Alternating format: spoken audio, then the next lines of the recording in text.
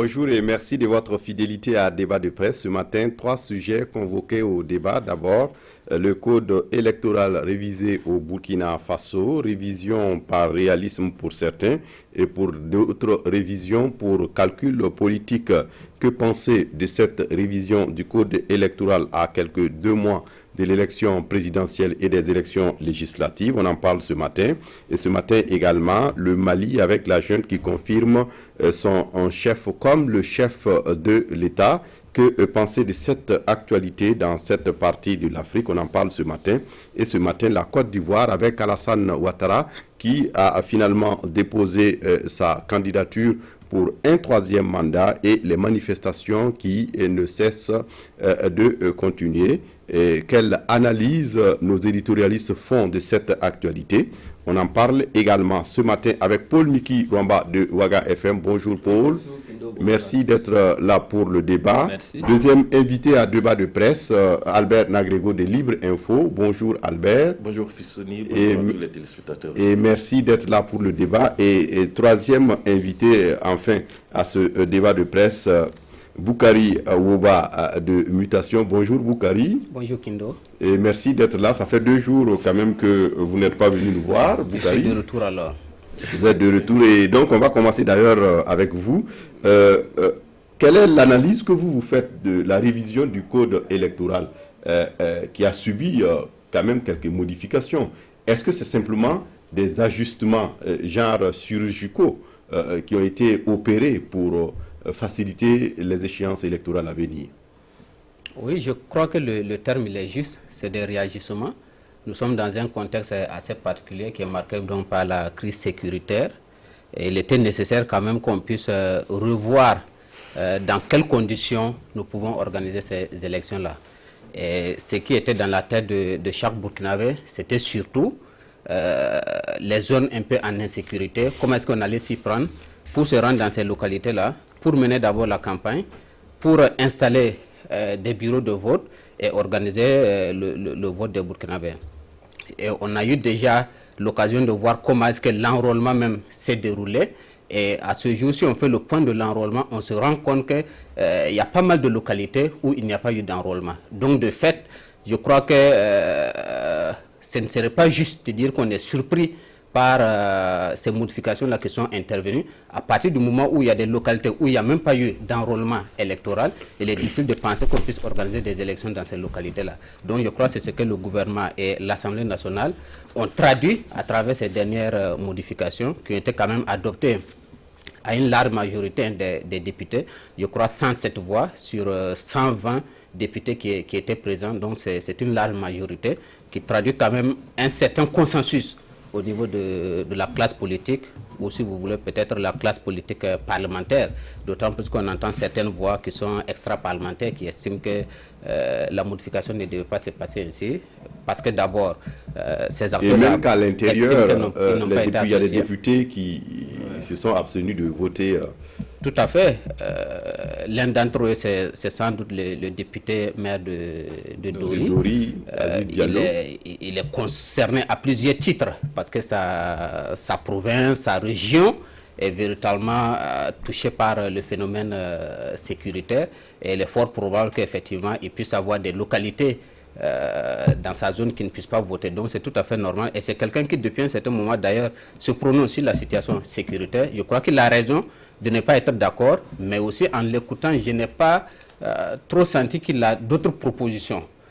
Sauf à dire qu'il faut absolument qu'on organise les élections dans toutes les localités. Mais comment on fait pour organiser les élections dans toutes ces localités? On va y arriver. C'est ça toute la question. Oui, on va y arriver dans le cours du débat. Albert, est-ce que pour vous également, on a procédé juste à des réagissements pour se faire bonne conscience?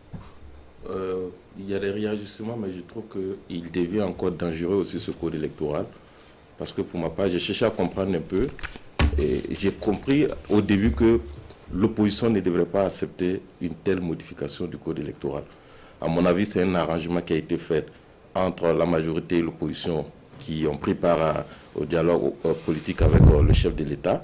Parce qu'on m'a dit que c'est à l'issue de ce dialogue-là, un comité a été mis en place avec des gens de l'opposition et des gens de la majorité pour travailler sur ce code-là et proposer au gouvernement. En retour, le gouvernement également fait ses modifications et il apporte au comité pour ajuster. Alors, quand on va plus loin dans le code, on nous fait savoir également que c'est une proposition de la majorité d'introduire le cas de force majeure. Alors que le cas de force majeure aujourd'hui ne nous dit pas exactement de quoi il s'agit. Bon, on peut dire que c'est l'insécurité tout de suite, a priori, qui est visée. La CENI nous dit qu'il y a 22 communes qui n'ont pas été enrôlées, réparties dans 5 régions, sur 8 provinces.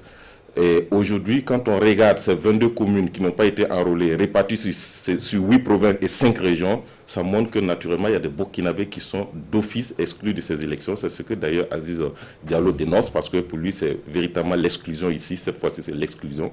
La deuxième chose, j'ai eu l'impression qu'on n'a pas tenu compte de l'opinion d'une certaine minorité en griffe. Je vais parler par exemple de l'ONA. On peut ne pas être d'accord que ce soit une structure officiellement reconnue, mais on a quand même des juristes dedans qui sont importants, comme le professeur Soma. C'est quand même important qu'une voix pareille vienne demander à ce qu'on associe tout le monde comme les textes le souhaitent, la majorité des partis politiques ait un consensus. Ici, on ne va pas nous dire que la majorité des partis politiques a donné un consensus. Ensuite, on a des gens comme Aruna Diko, qui est très bien, qui est un puriste également de la Constitution, qui avait été à la tête même d'une pétition déposée à l'Assemblée nationale pour dire que la modification de ce code électoral comporte des germes. Aujourd'hui, je suis étonné qu'on n'écoute pas ces voix discordantes et que véritablement on crée un peu un semblant de cadre de dialogue politique entre majorité et opposition. On crée un petit comité, on modifie les textes, on va à l'Assemblée, on fait et on dit peu parce qu'il y a l'insécurité qui est là. Mais ce qui est dangereux, c'est que ce code électoral, si on l'utilise peut-être aux élections municipales, on risque de retrouver des conséquences. Et moi, pour ma part, je trouve que il aurait été intéressant qu'il y ait un cadre ouvert de dialogue, de concertation, avant d'aboutir à cela. Parce que ça nous rappelle aussi un passé. Vous avez vu que le code il a été introduit, avant d'être retiré, pour encore être réintroduit. C'est le même système qui a été adopté pour le code aussi, et la modification aussi du code pénal sur le traitement de l'information sur les actes de terrorisme. Introduit, retiré, réintroduit.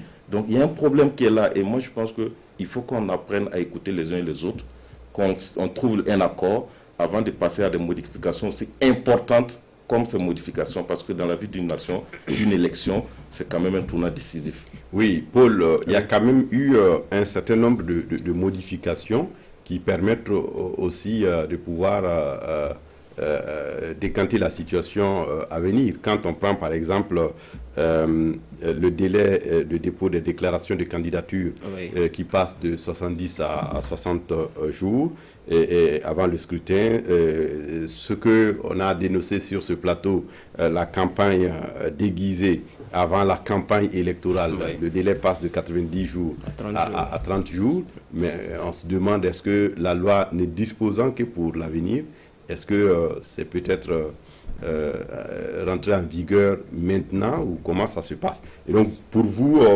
quand même, il y a eu des avancées.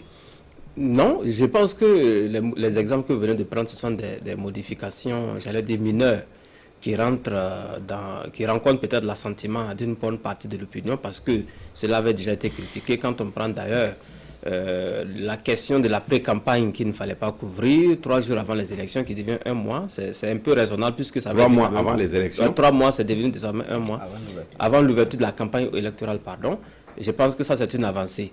Mais ce qui est fondamental, c'est ce dont parlait Albert, c'est la modification qui concerne justement cette tendance à décréter, si vous voulez, des régions au Burkina qui ne sont pas accessibles. Et on dit désormais les résultats des élections vont être extrapolés et élargis à l'ensemble du territoire. C'est ça l'objectif premier de mon point de vue de cette modification. Et c'est là également la pomme de discorde, cette question de cas de force majeure, d'exception que l'on pourrait avoir. C'est vrai qu'on n'a pas précisé, mais je me dis quand même que la loi étant impersonnelle, il ne faut pas peut-être cibler la question terroriste, même si dans les explications avant le vote, la question terroriste a été évoquée d'ailleurs pour justifier cette modification du code électoral au Burkina. Alors, il vous souviendra qu'en 2015, on a retouché le code électoral préparant les élections de novembre 2015 et on a procédé à une certaine exclusion de certains candidats aux élections de 2015, la présidentielle et les législatives. En 2020, on modifie cette fois-ci le code électoral pour exclure non plus des candidats, mais cette fois-ci des électeurs. Moi, c'est ce que je n'ai pas compris et je suis d'autant plus étonné de voir que les députés ont plébiscité cette loi jusqu'à 107 voix sur 120 votants, je suis quand même étonné parce qu'il aurait fallu, à mon avis, face à cette situation d'insécurité, envoyer d'autres solutions au-delà d'un code électoral.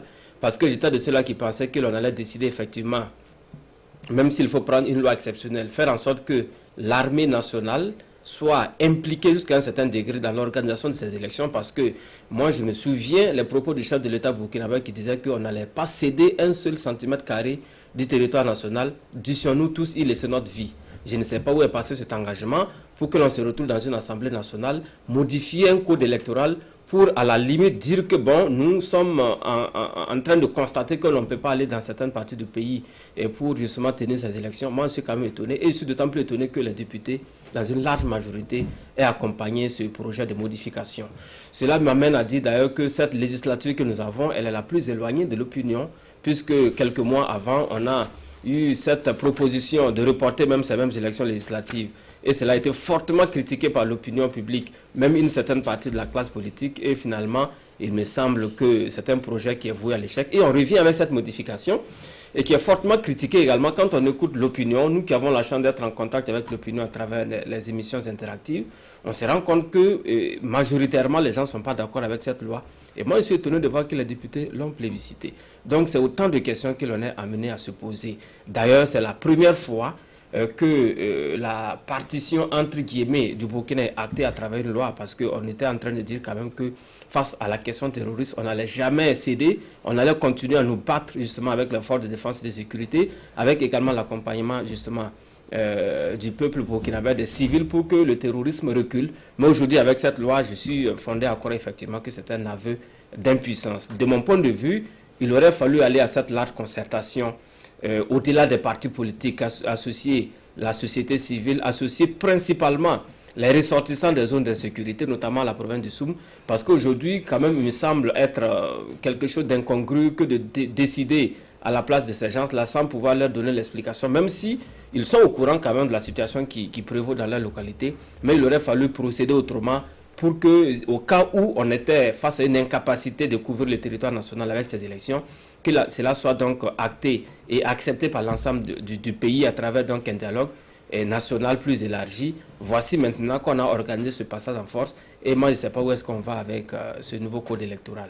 Oui, Boukari, vous l'avez évoqué, la situation sécuritaire certes difficile, mais pour certains observateurs, ne pas organiser d'élections revient comme une sorte de capitulation face à l'ennemi. Oui, Hussein, je crois que nous sommes face à des choix difficiles, et dans tous les cas, nous serons obligés de choisir, parce que ne pas choisir aussi, c'est choisir. On avait le choix entre organiser les élections dans des conditions minimales ou de ne pas les tenir du tout. Moi, je suis étonné qu'aujourd'hui, on veuille critiquer ce qui a été adopté. Moi, je suis contre ce qui a été adopté, non pas dans le fond, mais dans la forme. Parce que j'étais persuadé, il y a déjà bien longtemps, qu'on ne pouvait pas tenir les élections dans toutes les localités. À commencer, comme je le disais déjà, par le fait qu'on n'a pas enrôlé des électeurs dans un certain nombre de localités. Donc, ces électeurs-là étaient exclus d'office. Donc, même en allant aux élections, sans avoir modifié le code électoral, on était parti pour ne pas prendre en compte l'opinion de tous les Burkinabés. Mais il y a un fichier qui existait déjà. Oui. Avant la révision, avec quand même un fichier. Quand on prend les 22 communes, il y a des électeurs déjà inscrits. Le fichier existe. Oui. On n'est pas allé dans ces localités parce qu'on estime que c'est dangereux. Et je ne sais pas comment est-ce qu'au moment des élections, on va penser qu'on peut aller enrôler les gens là-bas.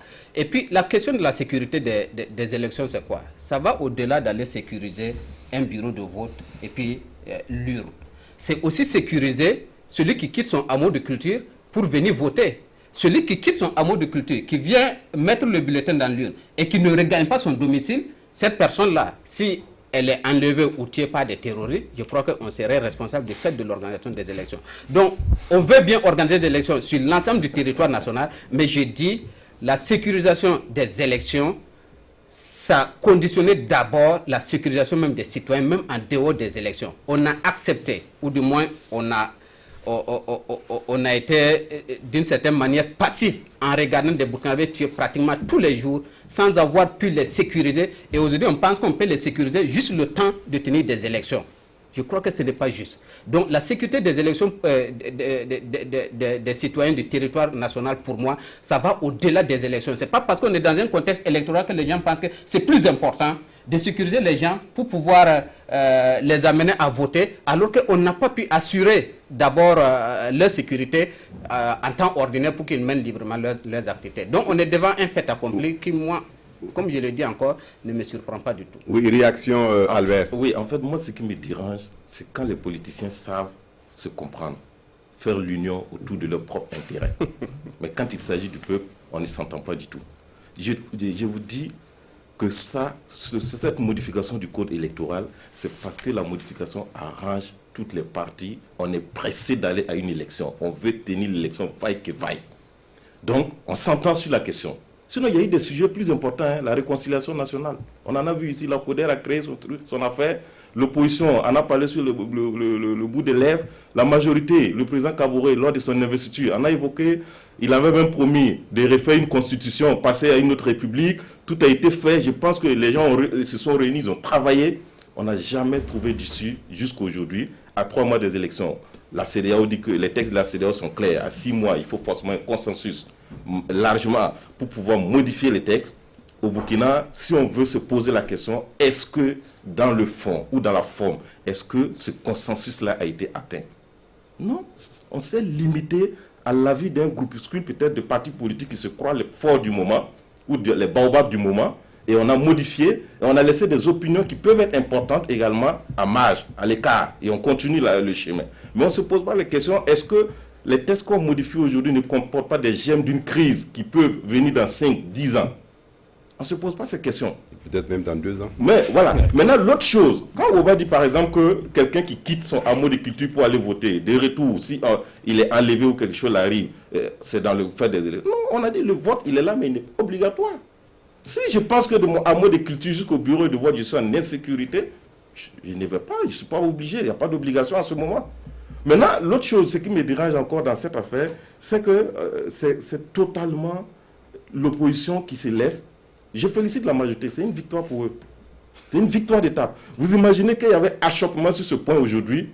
C'est-à-dire, la majorité ou le pouvoir allait se poser la question, mais comment on va à des élections finalement pour assurer le vote universel à tous les Burkinabés? Ça allait être un véritable point aujourd'hui, et c'est toute la communauté nationale, internationale qui allait nous regarder. Sur ce coup, la majorité a levé le verrou. Maintenant, pour la réduction de la période de pré-campagne, vous savez, c'est la proposition de l'opposition, c'est l'opposition qui a demandé qu'on diminue 90 jours pour venir à 30 jours. Et curieusement, la majorité était opposée. Et pourtant, c'est la majorité qui devait même être le premier à accepter ça.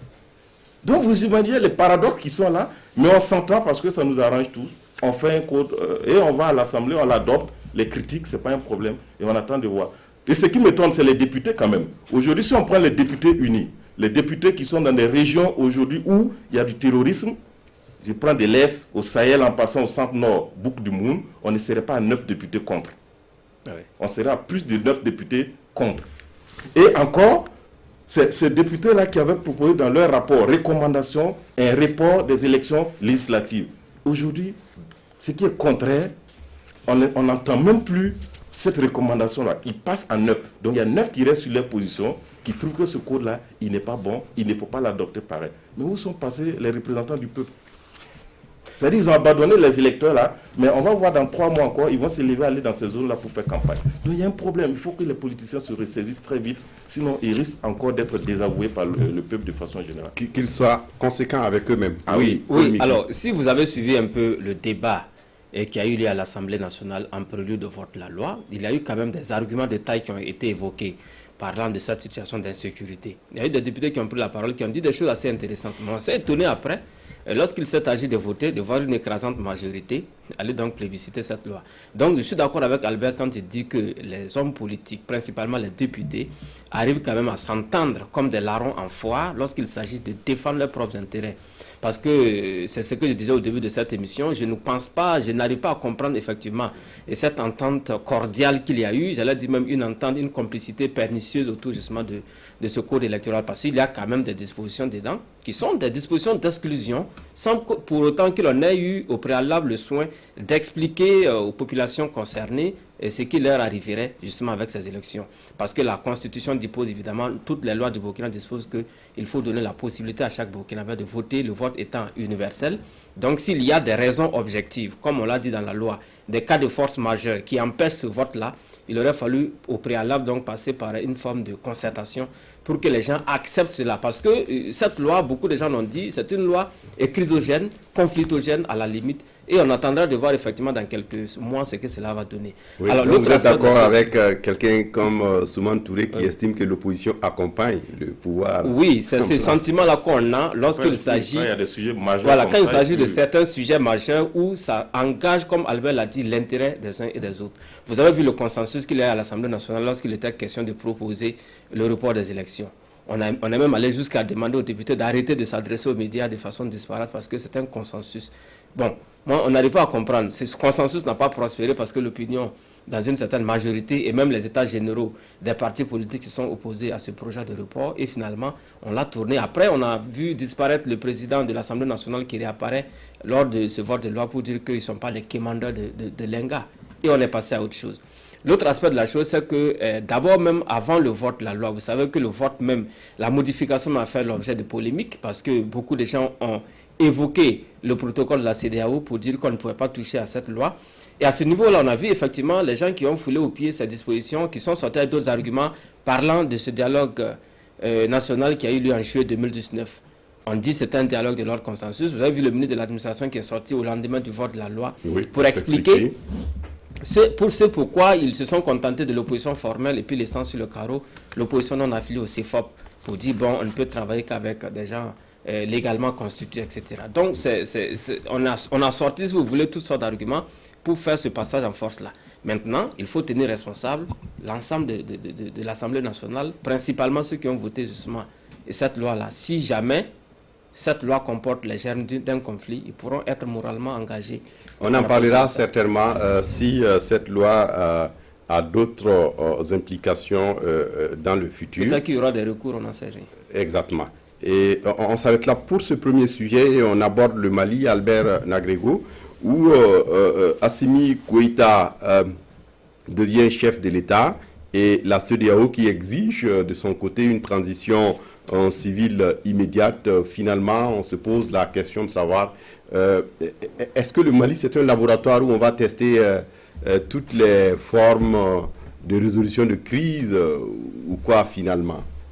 Non, pas forcément. Ben, en fait, je me suis posé aussi la question de savoir pourquoi il devient chef de l'État. Du coup, ça va un peu en contradiction avec ce que peut-être la communauté internationale attend du Mali, parce que remettre le pouvoir à un civil et puis également constituer un gouvernement de transition. Mais aussi, en attendant de faire cela, il faut se dire qu'il y a un vide qui est là. Et ce vide-là, il faut forcément trouver le moyen pour pouvoir l'occuper, pour ne pas laisser ce vide-là. Mais est-ce que pour occuper le vide, c'est la bonne manière de lever Assimi Goïta aujourd'hui comme chef de l'État pour qu'il puisse pleinement jouir de ses fonctions et en tout cas ne pas laisser le vide institutionnel là? Ça peut être la question. On peut dire que peut-être c'est d'accord parce qu'on a vu Isaac Zida ici aussi qui avait à l'époque aussi signé des documents durant les 21 jours, les 20 jours qu'il a passé à la tête du Burkina. Donc je pense que c'est des documents qui font aujourd'hui foi de comment dirais-je, d'actes juridiques aussi importants. Donc je me dis qu'il est dans cette fourchette. Maintenant, ce qui est le vrai point d'achèvement, ça va être la transition, la durée de la transition. Parce qu'on voit que la junte veut occuper les 3 ans restants du mandat de IBK pour faire des réformes comme la junte le dit. Et il y a la CEDEAO également qui veut que cette transition-là se passe en une année, bon disons 6 à 9 mois comme prévoit ces textes, et au-delà, maximum une année. C'est la dernière carte de la CEDEAO aujourd'hui pour ne pas ressortir la tête ou pour ne pas perdre la face dans cette crise malienne parce que les premières médiations avant la chute de IBK ont été des échecs totaux parce que les recommandations n'avaient pas été mises en œuvre forcément. Vous vous rappelez que la dernière médiation avec la vidéoconférence, la CEDEAO avait demandé à IBK de mettre un gouvernement d'union en place au plus tard le 31 juillet. Il n'avait pas pu le faire.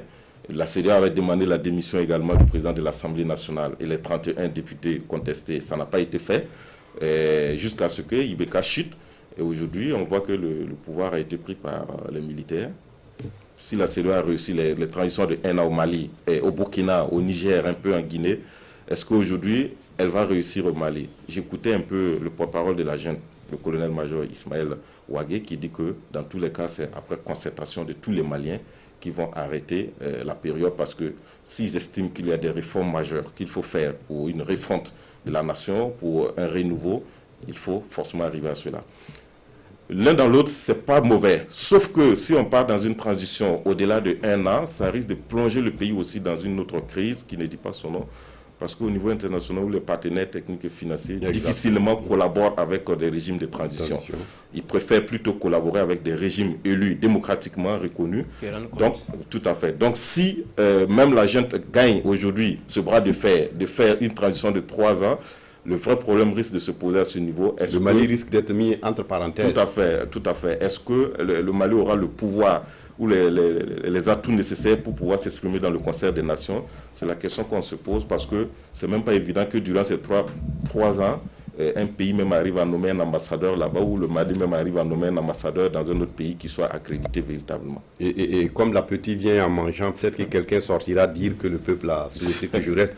Oui, Boukari, et dans le même temps, on voit aussi que la junte qui esquisse un premier couac, notamment en n'invitant pas le mouvement à l'origine de la chute de Ibrahim Boubacar Keïta. Mais on l'a compris par la suite, elle a compris sa bourde et elle a tenté de rattraper. Est-ce que, quelque part, on avait un peu apprécié leur professionnalisme entre griffes, mais on voit aussi qu'il y a deux fois des lueurs, en fait, quelques difficultés qui se posent dans la maîtrise même de la conduite du processus. Oui, c'est sûr. On a affaire à des militaires. Ils ne sont pas des politiciens professionnels, et d'ailleurs, ce n'est pas du tout leur rôle. C'est normal qu'ils puissent rencontrer quelques difficultés. Mais dans la manière de faire, on voit déjà quand même une net différence avec les militaires de 2012, notamment à Yassanogo. Ils semblent un peu plus posés. Ils ont été premièrement salués parce que d'abord, leur coup d'État, si on peut le dire ainsi, puisque finalement la CEDEAO a admis que c'est le président Ibeka qui a démissionné, leur coup d'État a été unanimement ou majoritairement salué donc par l'opinion politique et citoyenne malienne. Donc ils ont le soutien d'une certaine manière de l'opinion. Maintenant, le fait de n'avoir pas associé d'une certaine manière le M5, c'est nettement une erreur. Et je pense qu'ils se sont vite rattrapés avec cette rencontre qui a eu lieu, n'est-ce pas, hier. Je crois que les deux ont certainement accordé les violons et que désormais, ils devaient d'une certaine manière marcher la main dans la main. Par rapport aux difficultés qui pointent à l'horizon, c'est naturellement la composition des organes de la transition, les dirigeants, et puis sur la durée. À propos, je crois qu'on ne doit pas être étonné de ce qui est en train de se discuter. Même si les militaires, dès les premières heures, ont annoncé qu'ils étaient prêts, sinon même pressés, de remettre le pouvoir à des civils, moi personnellement, je savais déjà qu'ils allaient essayer quand même de jouer sur le temps. Parce que les Maliens aujourd'hui regardent d'une certaine manière le Burkina, la transition de 2015, comme étant une sorte de modèle. Peut-être que ce n'est certainement pas un modèle parfait, mais au moins ils se disent ce que les militaires ont pu obtenir, ou bien ce que Zida a pu obtenir à travers la transition, en ayant obtenu ce statut d'ancien chef d'État, en ayant été au moins premier ministre de la transition. Je crois qu'aujourd'hui, les militaires maliens ont bien envie de sécréter en leur sein un Yacouba Isaac Zida. Et donc, le fait d'avoir déjà désigné un de leurs pour être président, en attendant chef de l'État, donc il assume pleinement les fonctions de chef de l'État, et vont certainement essayer de tirer sur le temps jusqu'à ce qu'on puisse admettre que ce dernier-là, effectivement, est président, a le statut d'ancien président au moment où on va passer le pouvoir à des civils. Et là aussi, je suis sûr que même si la CEDEAO exige que aussi bien le président et le premier ministre soient civils, c'est peut-être une façon tout simplement de négocier. Parce que les militaires de leur côté disent qu'il faut que le président et le premier ministre soient militaires. Donc tout de suite, vous voyez que si on divise la poire en deux, ça risque de donner un président civil et puis un premier ministre militaire. C'est vrai qu'aujourd'hui, les militaires, ils ont la pression. Et cette pression, en réalité, c'est uniquement cette seule arme dont la CEDEAO dispose, à savoir donc ces sanctions-là qui sont prises aux oreilles qui pèsent sur le Mali et qui en réalité pèsent moins sur ces autorités-là, sur ces militaires-là que sur la population malienne. Je crois que la CEDEAO doit y penser et je constate aussi que la CEDEAO, au fur et à mesure de ces réunions, essaie d'une certaine manière d'adoucir un peu ces mesures à l'encontre du Mali et je crois que très prochainement, il est fort probable qu'on puisse arriver à une sortie de crise ou du moins à une feuille de route qui va tracer les grandes lignes de cette transition où je vois difficilement l'armée totalement exclue. Oui, finalement, Paul Miki, est-ce qu'on peut espérer peut-être une sortie des crises sans forcément une implication à part entière des militaires? Parce que quand la CEDEAO demande une transition civile, on se demande véritablement comment cela pourrait être sans les militaires. Non, je pense qu'il ne faut pas d'office exclure les militaires parce qu'ils pourront donc revenir encore d'une façon ou d'une autre. Mais je pense que les militaires également devraient comprendre qu'ils sont venus, et même ils l'ont dit, parachever, si vous voulez, une action qui est en cours et engagée par la société civile, notamment le M5. Donc, de ce point de vue, il ne doit pas chercher à gérer le pays en excluant justement cela. Parce que ce qui est en train de se passer au Mali, il y a quand même un risque que l'on se retrouve face à face, d'un côté la junte, de l'autre côté la société civile, parce que ce sera le plus grand danger. Ça va être une deuxième crise en ce moment. Parce qu'on a vu, et dès les premières heures de ce coup d'État, on a parlé d'une transition de 9 mois, rapidement pour passer la main. Et ensuite, il y a une proposition de 3 ans et qui est ressortie. La CEDEAO ne veut pas d'une transition de plus d'une année. Donc, il y a d'abord ce débat qui se pose donc, au niveau du Mali. Pourtant, le Mali, c'est quand même un pays qui a une certaine tradition des transitions. Nous sommes à la 3e transition après les indépendances, puisque le pays a connu une transition en 1991, ensuite en 2012 avec le renversement d'ATT, et cette fois-ci encore avec le renversement d'Ibeka. Donc, en réalité, on devrait donc pouvoir tirer les leçons des transitions passées, parce que c'est vrai qu'on se réfère à la transition que le Burkina a connue, vu comme un exemple, comme Oba l'a dit, même si à l'intérieur d'ici on est bien fondé de croire qu'il a eu quand même beaucoup de ratés. Alors, c'est ce que je dis, pour moi, la solution au Mali, c'est qu'il y ait vraiment une concertation entre Maliens. Parce que si la junte donne dos au M5, c'est vrai, il y aura encore des mouvements qui vont peut-être naître, étant donné que les aspirations du peuple ne seront pas forcément satisfaites. Et si le M5 estime également que c'est elle qui a commencé le mouvement et que c'est elle qui doit gérer tout en excluant les militaires également peuvent revenir justement à la manœuvre d'une façon ou d'une autre comme ils l'ont fait déjà. Donc on est dans cette dynamique-là avec cette médiation, si vous voulez, de la CEDEAO qui n'est pas également bien vue à l'intérieur du Mali, étant donné que cette institution s'est galvaudée dès ses premiers contacts après le putsch, avec ses premières propositions, notamment la remise en selle du président Ibeka, avec des menaces, des sanctions également sur le Mali. Je pense que la CEDEAO a un peu perdu la face, donc elle est en train de vouloir reprendre les choses en main. Donc elle est dans une posture un peu dangereuse vis-à-vis de l'opinion publique et majoritaire au Mali. Donc voici un peu cette mayonnaise qui se présente donc à Bamako. Mais moi, je pense d'ailleurs que le salut viendra d'une large concertation entre fils et filles maliens et sur le territoire malien, avant donc de procéder à autre chose. Les médiations peuvent venir en appoint et pour donc aider le Mali à se relever, mais si l'on y va avec des propositions toutes faites à travers donc un sommet extraordinaire par visioconférence, ça risque d'être un échec parce qu'on attend effectivement la dernière résolution de la CEDEAO. À l'issue de la dernière rencontre, il n'y a pas eu donc de décision ferme en ce qui concerne le Mali. J'espère également que de leur côté, les chefs d'État de la CEDEAO vont examiner froidement la situation et se rendre à l'évidence que tout ce qui va être pris comme décision devrait être des décisions qui rencontrent l'assentiment de l'opinion publique malienne. Même si là également c'est assez dangereux parce qu'on a vu la junte qui a commencé ses concertations avec les partis politiques de l'ex-majorité, puisque le président n'est plus au pouvoir, et de l'opposition, ex-opposition également, disons-le ainsi, et même avec la société civile, même si la société civile au Mali est politiquement polarisée, comme c'est le cas d'ailleurs au Burkina. Mais je pense qu'à travers donc une certaine concertation élargie, on pourra donc trouver la formule magique pour sortir le pays de cette situation, parce que lorsque cette crise politique va passer, on aura donc intact la crise sécuritaire qui est toujours d'actualité dans ce pays. Oui, Albert, et on l'a vu avec ces couacs que la junte commence à avoir, les gens commencent un peu à douter dans la mesure où l'espoir fondé un certain 18 ou sur la junte peut prendre un coup si les colonels à Bamako n'arrivent pas à bien gérer. Oui, mais soyons réalistes aujourd'hui, parce que même si la CEDEAO veut une transition au Mali, il faut réserver une bonne place aussi aux militaires. Le contexte malien aujourd'hui d'insécurité l'oblige, et aussi vu un peu le niveau de confiance qui a chuté au niveau de l'armée entre des officiers supérieurs et puis d'autres groupes également, il faut forcément aussi des gens qui parlent le langage, qui se connaissent, qui comprennent, qui savent déchiffrer les codes.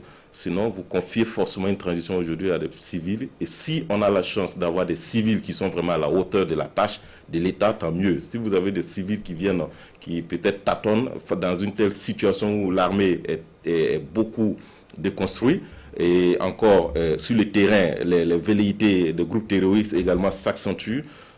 Et si vous n'avez pas forcément la junte, ceux qui ont pris le pouvoir par les armes, avec vous, ça veut dire qu'on risque de s'embourber davantage. Mais je pense qu'on peut demander à ce que la transition soit gérée peut-être par un ancien militaire à la retraite, disons un ancien militaire, ou encore un premier ministre ancien militaire, ou trouver peut-être dans le gouvernement quelques postes confiés à ceux-là qui sont là aux affaires aujourd'hui. Je vais parler de la junte, ou en tout cas faire des sorties honorables à ces gens pour qu'ils restent de près quand même, pour qu'ils puissent suivre un peu comment ça va évoluer.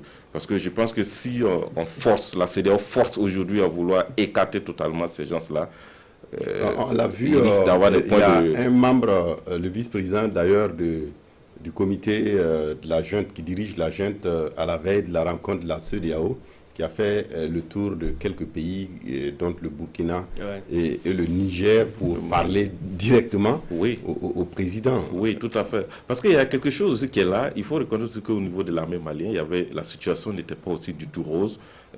Parce que même quand vous suivez l'actualité aujourd'hui, on vous demande est-ce qu'il y a certains officiers supérieurs qui sont soupçonnés d'être de connivence avec le régime IBK dans des cas de détournement, de corruption, tout. Un peu comme ce qu'on avait vu dans l'audit de l'armée au Niger. D'accord. Au Mali, on était presque arrivé à ce stade-là aussi, où des officiers supérieurs, des généraux étaient cités dans des cas de malversation, de détournement.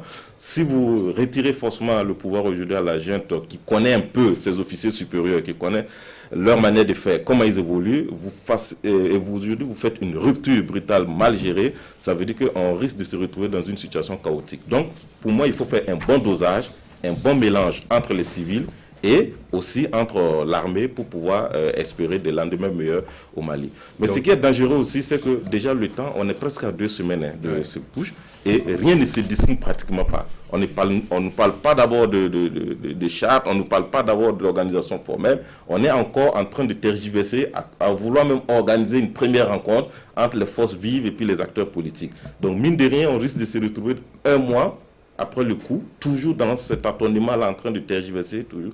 Et là, on verra qu'on n'avance pas et les choses ne sont pas pour être bien faites. Donc moi, je pense qu'il faut très rapidement, au bout d'1 mois, finaliser toutes ces questions-là et que la transition puisse véritablement commencer. Donc, existe donc le mauvais diagnostic de la CEDEAO. Tout à fait. Actuellement, le ping-pong, je vois que la CEDEAO a prévu encore un sommet extraordinaire le 7 ou le 8 septembre. La CEDEAO parle de mettre en place un comité de suivi de quoi, je ne sais pas moi. Il faut encore libérer ceux qui sont entre les maîtres de la junte. Il faut encore trouver la période, la durée de la transition, 1 an, 2 ans, d'autres parlent de 3 ans. On ne devrait plus être à ce stade. On devrait évoluer, quoi. Oui. Boukari d'abord et ensuite, oui. Je pense que les Maliens sont peut-être en train de se laisser dicter véritablement une transition par la CEDEAO. C'est ce que les Burkinabés ont refusé. Dès le lendemain de l'insurrection populaire, des gens ont eu des initiatives, des textes ont vite été rédigés. Ça veut dire que, je ne sais pas si ce laboratoire-là existait bien avant la chute de Blaise Compaoré, mais les choses sont allées un peu très rapidement et il y a une feuille de route qui a été plus ou moins présentée donc, aux instances internationales et aux sous-régionales. Mais au niveau du Mali, on voit visiblement que tout est à faire et que malheureusement, ils vont trop lentement. Avec aussi cette CEDEAO qui a bien envie de contrôler la situation. Et donc là, ça risque d'être encore plus difficile. Je crois qu'il faut permettre aux Maliens de se retrouver, de se parler et de pouvoir donc sortir avec une feuille de route qui ressemble au Mali, qui ressemble aux Maliens. Je crois qu'ils sont conscients du fait que il y a des choses qui ne vont pas passer au niveau de la CEDEAO.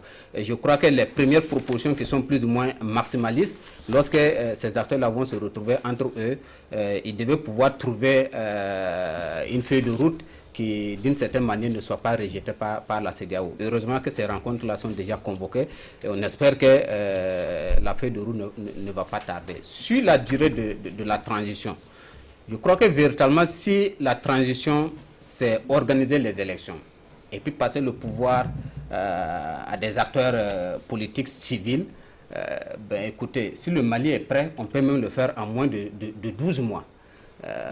Non, donc, moi je pense qu'il faut quitter dans le contexte d'organiser les élections seulement. Tout à fait.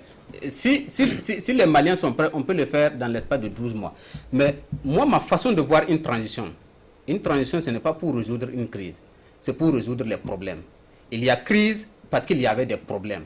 On peut organiser la transition pour résoudre la crise, c'est-à-dire on finit de résoudre la crise et on transfère les problèmes à un homme politique qui est là avec son équipe. Oui. Est-ce qu'on est sûr que cet homme politique-là peut résoudre les problèmes? C'est exactement ce qu'on a fait en 2012. Hein. Donc, il y avait des problèmes qui ont conduit à la chute, donc, ou au coup d'État contre ATT. Donc, on est tombé véritablement dans une crise ouverte. On a fait une transition, on a résolu la crise, si vous voulez, et on a transféré le pouvoir à Ibeka qui est venu trouver les mêmes problèmes. Et Ibeka, 7 ans après ou 8 ans, n'a pas résolu les problèmes. Conséquence, aujourd'hui, on est encore en train de chercher une transition au Mali. Donc, si vous voulez, on va encore résoudre la crise par l'organisation d'une transition en transférant le pouvoir à une autre équipe politique qui va venir, qui, de mon point de vue, je suis presque sûr qu'il ne va pas résoudre les problèmes du Mali. Les problèmes que le Mali a aujourd'hui demandent à ce qu'il y ait des acteurs véritablement patriotiques, qui ne soient pas forcément attachés à des cercles donnés, à des regroupements partisans, et qui veulent véritablement sortir le Mali de son pétrin dans lequel il est plongé depuis fort longtemps. Et ces gens-là auraient pu effectivement penser sérieusement au problème du Mali. Ibeka avait eu l'idée de faire une négociation, en tout cas de parler avec les acteurs importants donc, de la situation sécuritaire, notamment les leaders terroristes. Si ça doit exister, je pense que ce sera encore bien indiqué au moment où on est dans une situation plus ou moins de neutralité politique, où tous les acteurs sont réunis, qu'on puisse parler aux terroristes, plutôt que de laisser à un groupuscule politique qui est là, qui va parler aux leaders terroristes. Donc, on a une occasion, soit on choisit de résoudre les problèmes du Mali, soit on se contente de résoudre la crise en attendant que les problèmes nous amènent une nouvelle crise. Oui, Paul, pour terminer sur ce sujet. Je voudrais dire exactement ce que Boukari a dit, notamment en ce qui concerne justement l'organisation de la transition au Mali. Là où le Mali a des leçons à tirer du Burkina, c'est l'entente cordiale qu'il y a eu chez nous en 2015, après l'insurrection, disons en 2014, après l'insurrection, autour donc d'une charte de la transition et la mise en place des organes de la transition. C'est allé très vite qu'on n'a pas eu le temps de laisser donc de la place à une médiation extérieure pour venir donc dicter des choses. Mais ce qui se passe au Mali, comme Albert l'a dit, on a un tâtonnement. 2 semaines après le putsch, on a l'impression que rien n'était préparé. Pourtant, au Mali, on voyait les choses venir plus qu'au Burkina, puisque les manifestations de rue, c'était pratiquement chaque semaine jusqu'à ce que les militaires aient pris la décision de renverser le président ATT.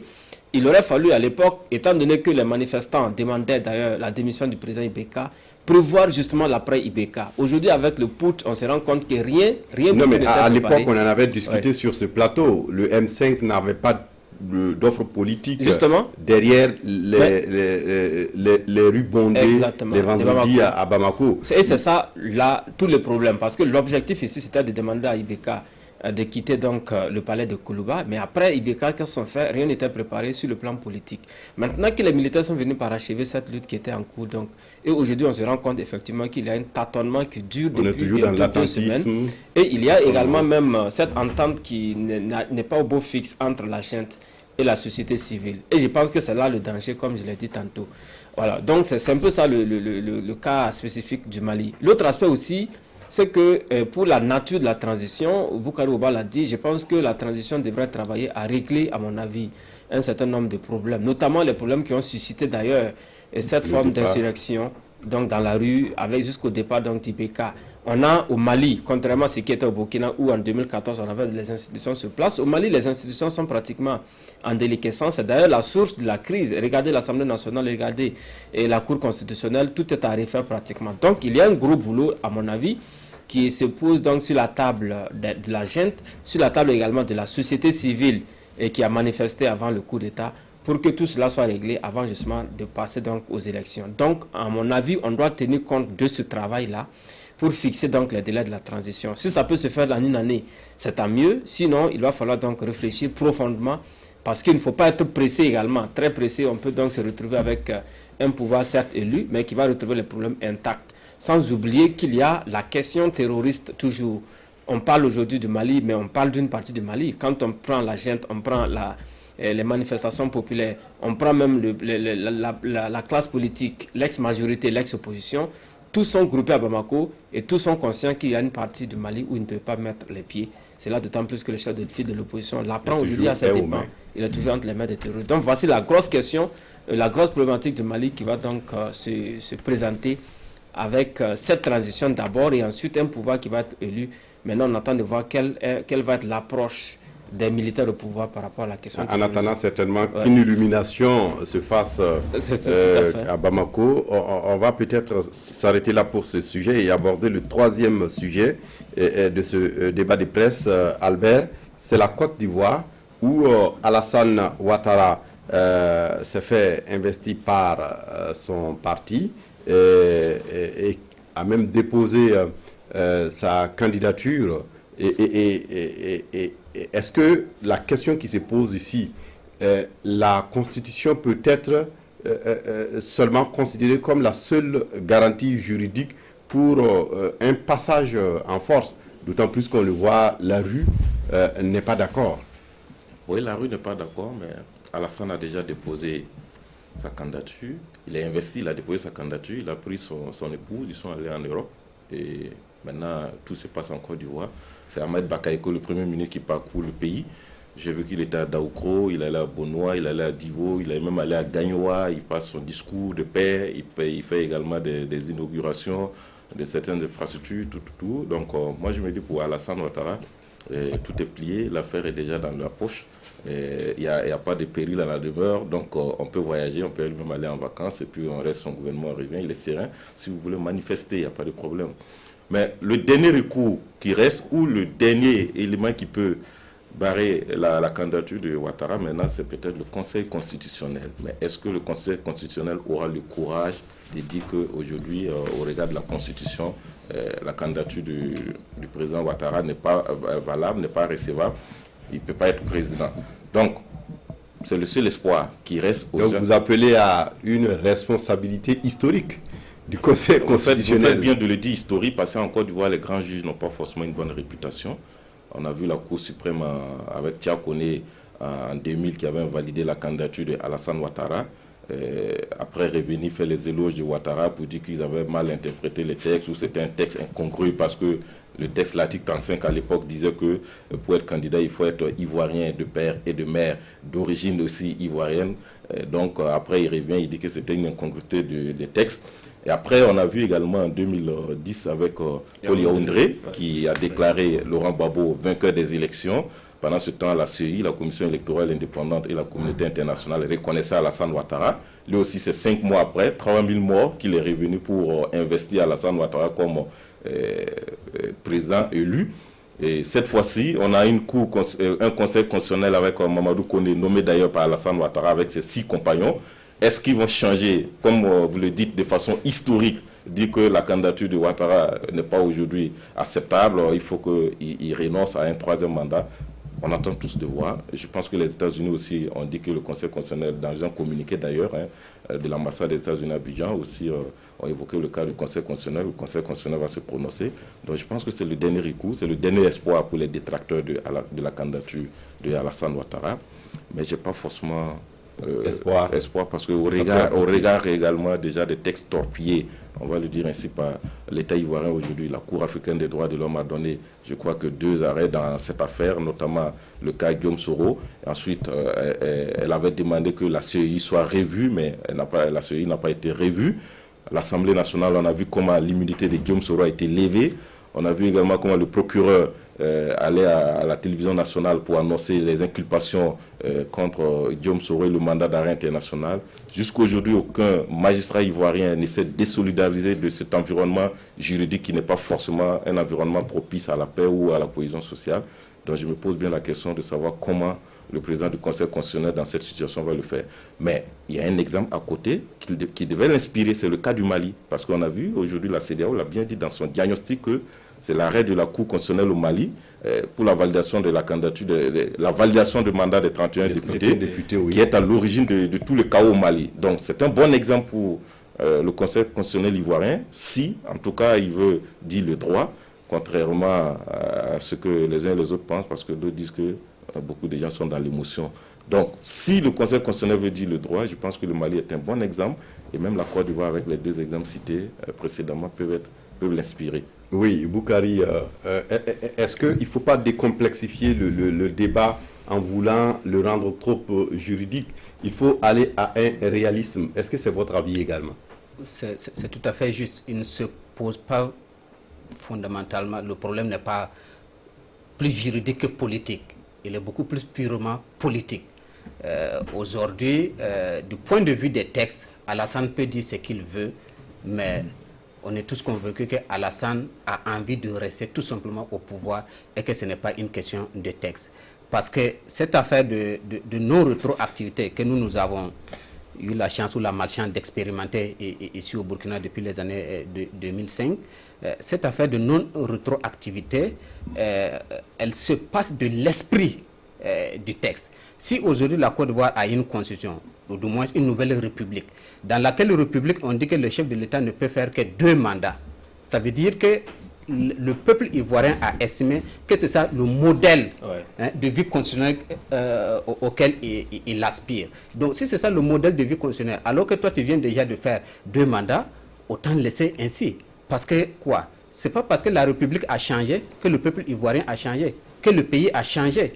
Vous comprenez? Donc, le même peuple qui l'a dirigé pendant déjà 10 ans, le même pays qui l'a dirigé déjà pendant 10 ans dans une ancienne république, c'est le même pays, c'est le même peuple. Et ce peuple aujourd'hui a décidé que ça doit être un mandat renouvelable une seule fois. Donc je pense véritablement que le président ivoirien, ce n'est pas une question de droit, c'est une question d'ambition politique, de forcing.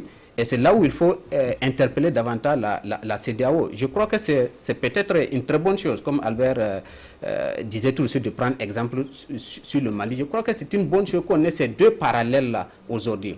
On voit la situation au Mali et tout le monde disait ça risque d'arriver.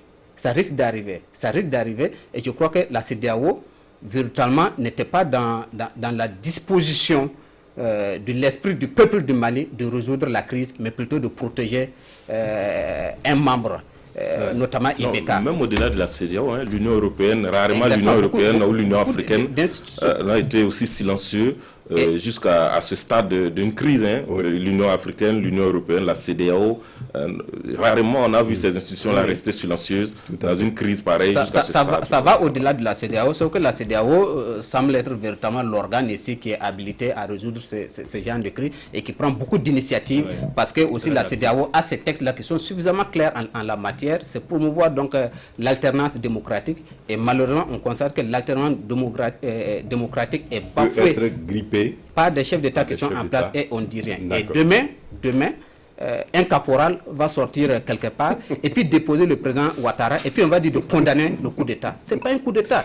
Le coup d'État, c'était déjà l'investiture d'Alassane Ouattara au stade Félix Houphouët-Boigny. Le coup d'État, c'est déjà le dépôt de cette candidature d'Alassane Ouattara, un coup d'État constitutionnel que personne n'a condamné, ou du moins en tout cas ces institutions, ces organismes internationaux-là. Et malheureusement, lorsque la situation va arriver, comme c'est le cas aujourd'hui au Mali, on va encore venir pour condamner. Oui, on permet à Paul d'intervenir juste 2 minutes. Oui. Alors, il me souviendra qu'il y a quelques mois, le président Alassane Ouattara annonçait à Yamoussoukro qu'il n'allait pas être candidat. Cela avait été applaudi par une bonne partie des Ivoiriens, y compris même la communauté internationale. Et il avait donc des arguments de taille. Il disait qu'il était fatigué, il avait déjà fait sa part des choses, il était prêt à céder donc le pouvoir à une jeune génération, etc. Donc tout ça, c'était bien beau. Maintenant, aujourd'hui, on voit que le même Alassane Ouattara, il a été le premier à aller déposer son dossier de candidature. Donc ça montre déjà la nature de l'homme. Comment est-ce que l'on peut donc se dédire soi-même? Pour moi, déjà, il est disqualifié pour diriger la Côte d'Ivoire. Mais comme Albert l'a dit, évidemment, tout est presque plié pour lui, puisqu'il a déjà déposé sa candidature. Il a pris soin, à travers une justice manipulable en Côte d'Ivoire, de mettre des bâtons dans les roues de tous ceux qui pouvaient lui créer des problèmes. Donc aujourd'hui, on se retrouve donc avec des opposants. Il y a quand même des nouvelles candidatures comme Albert... Non, mais oui, qui ne pèsent pas lourd. Il m'abrite pas que. Il y a des candidats pleins. Lui-même, il ne fait pas l'unanimité. Ils sont partis dans pas. En fait, je veux parler des figures de proue de l'opposition ivoirienne qui ont maille à partir avec la justice, notamment Laurent Gbagbo et Guillaume Soro principalement, puisque vous savez certainement que la candidature de Laurent Gbagbo a été définitivement retirée. Des listes. Et lui, voilà, il n'est même plus électeur, n'en parlons pas d'être candidat pour une élection en Côte d'Ivoire. Donc tout est parti et pour que le pays sombre une fois de plus dans une crise. Mais c'est un coup savamment préparé, en tout cas par le président Ouattara. On ne sait pas, l'inconnu c'était peut-être le décès de son dauphin, Amadou Gon Coulibaly. Mais au-delà de tout cela, on se rend compte que tout est presque préparé. C'est un boulevard qui s'ouvre pour sa réélection à Abidjan. Et c'est bien dommage pour cette nation voisine de Burkina qui risque de sombrer une fois de plus dans des questions d'ivarité, des questions de xénophobie, etc. Et on ne sait pas de quoi demain sera fait avec cette élection. Puisqu'il y a déjà des manifestations, même si elles ont faibli, ça va peut-être reprendre de plus belle lorsqu'il va être question d'invalider définitivement la candidature d'un certain Laurent Gbagbo, parce que vous avez certainement vu que ses partisans ont tenu mordicus à aller déposer sa candidature malgré l'exclusion dont il est victime de la part de la commission électorale et de la part de la justice ivoirienne. Donc les germes d'une crise sont déjà là, une crise pré-électorale, peut-être également post-électorale, et c'est bien dommage pour la Côte d'Ivoire qui a fait l'expérience de cette crise il y a seulement 10 ans. Comme quoi on n'apprend pas toujours de ces... Pas du tout. Oui, mais en fait, c'est pour ajouter à ce que Mickey dit. Il a préparé. Moi, avec le recul, j'ai compris que c'était sciemment fait. C'est préparé de la révision de la Constitution jusqu'à aujourd'hui, parce que la Constitution, il a sauté le verrou de la limitation de l'âge. Après, l'article qui disait qu'il faut être ivoirien de père et de mère, et eux-mêmes d'origine ivoirienne également, a été aussi modifié. Maintenant, c'est de père ivoirien ou de mère ivoirienne. Ou même si vous avez la double nationalité, il suffit de renoncer à l'autre. Ça veut dire que ça s'applique à peu près en griffe à lui. Et après, on a vu que quelqu'un qui dit on demande au RHDP de s'unifier pour faire un seul parti politique et qui allait être le candidat, alors qu'on savait que dans le contrat, c'était RHDP, Alassane Ouattara, après ça passe au PDCI. Ouais. Donc le PDCI voyait son rêve déjà tomber à l'eau. Mais on a forcé pour unifier le RHDP. Après l'unification de RHDP, on a vu tout de suite l'acharnement un peu sur Guillaume Soro qui est parti. On a écarté un adversaire de taille. Après, c'est Laurent Gbagbo qui demande un passeport diplomatique pour rentrer. Il ne gagne pas. Bon, ça dit toutes les conditions ont été créées de bout en bout pour arriver à un scénario où on reste pratiquement le seul. Non, mais Albert, sauf que l'inconnu, oui, c'est Madou Gon. En réalité, le cas à Amadou Gon Coulibaly. Mais Gon Coulibaly, je me demande si c'est Gon Coulibaly aurait été élu président que Ouattara, on ne serait pas étonné de voir Ouattara vice-président. Parce qu'il y a le fait que la Constitution prévoyait que le président et le vice-président. Non, même pas vice-président, va au Burundi. Exactement. Je ne sais pas comment il avait intitulé ça. C'est le même Ouattara qui a modifié, faire en sorte que le vice-président il est désormais nommé. Donc, il a dit que le temps qu'il a mis pour confier des secrets on va certainement y revenir sur ce plateau de débat de presse. L'heure qui nous a été donnée est largement épuisée. Merci à tous les trois d'être venus. Paul Mikirwamba de Waga FM, Albert Nagrego de Libre Info et Boukari Woba de Mutation. Merci à vous également, chers téléspectateurs, pour votre attention. À dimanche prochain pour un autre débat de presse. Au revoir et à bientôt.